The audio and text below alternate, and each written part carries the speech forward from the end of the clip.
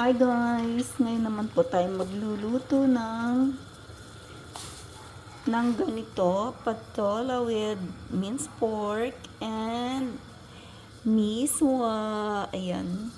Nilagyan ko po siya guys ng carrots. First, lagay muna natin itong ating meatballs.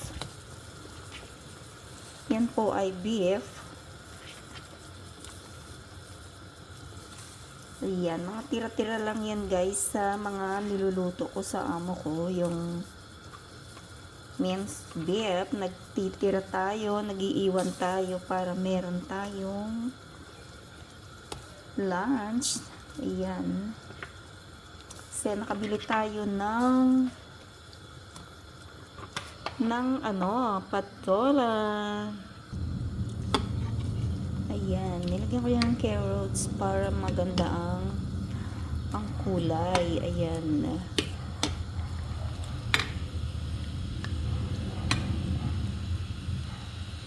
Cover for 5 minutes.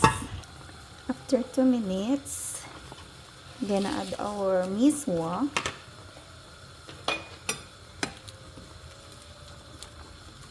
Or very, very thin noodles.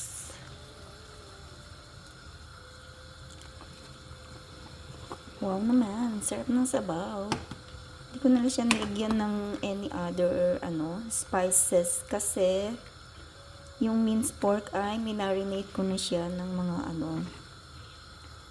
light soy sauce like that. Ayan. So yummy, yummy.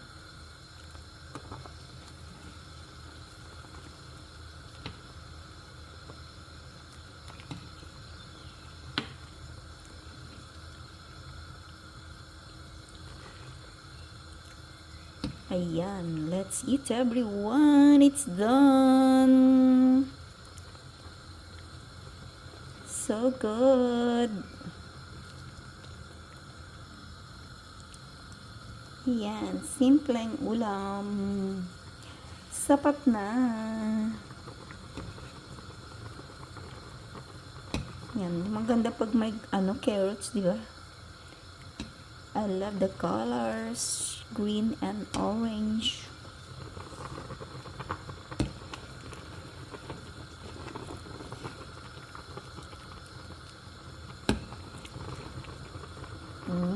So good.